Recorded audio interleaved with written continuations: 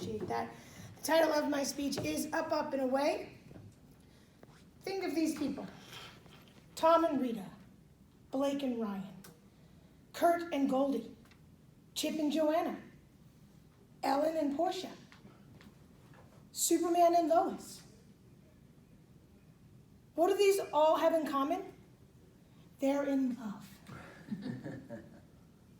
They have the kind of love that is powerful, strong, and fragile. I want to share my story of love with you. It started with a connection, an internet connection. There are a myriad of sites out there that one can use to find a match or a mate. I was single for about 1.5 years, and my friend said, "What do you think? You want to get online and figure this out?" I thought, no. So I brought them over, we had pizza, and we went on to Match.com, the place where I can choose not to be with a man. We set my pictures up, we set the description up, we had everything going on Match.com. It was perfect. And I was just waiting for my future Mrs. Right to swipe right. And then I remembered, I have to participate too. I have to swipe right from time to time.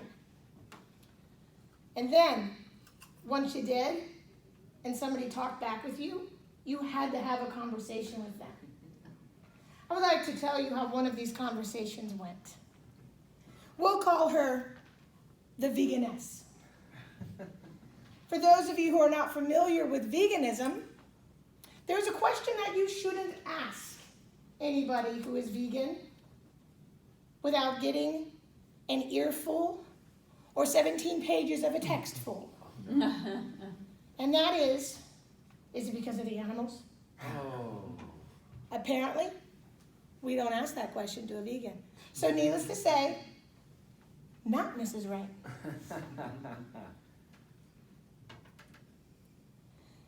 The thing about talking in these applications are that you have to sound fun, intelligent, you have to sound safe, not a stalker, you have to sound interested. Now that's 5 things. I can do 2 at a time. It's not promising. While I was talking to the veganess, very, very briefly, well, not on her end, it was briefly, because remember 17 pages of a text?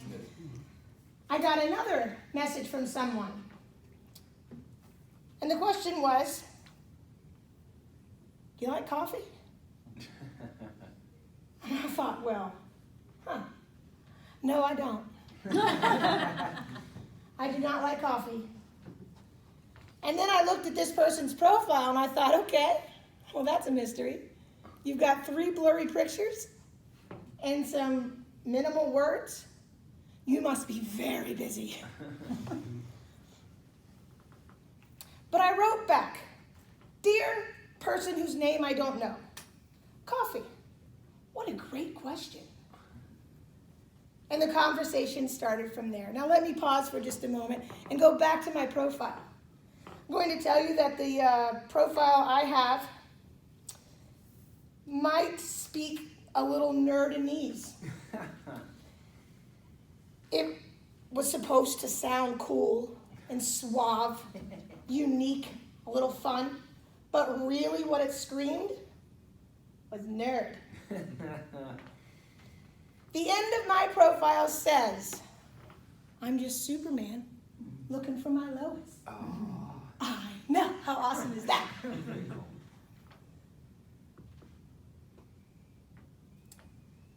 I feel that nerdism is kind of nerd to the 9th power, if you must know. Okay, back to Coffee Girl. She and I are talking a little bit back and forth through the app, the Match.com app. We're back and forth talking. And if you know anything about Match.com, or if you don't know anything, I'm going to tell you anyway. What you do is you're in the app. You write your messages in the app. You close the app. Then you stare at your phone. And you wait for it to ping. Did she write back? Did she write back? When did she know? Let me check, just in case I missed it. Let me check.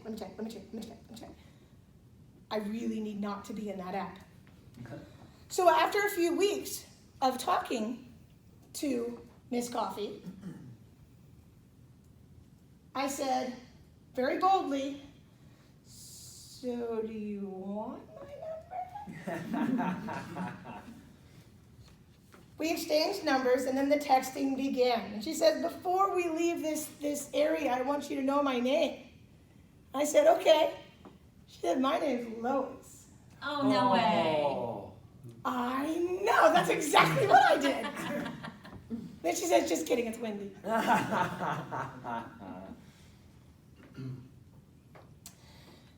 The fact that she said that meant at that moment, she got me.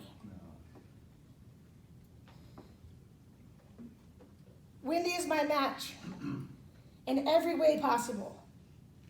On November 1st, we will be wed in Las Vegas by none other than Superman. Oh. I found my Lois. Now she and I have a love that others crave, like Noah and Allie, Hans and Leia, Harry and Sally, and Harry and Ginny. Mr. Toastmaster.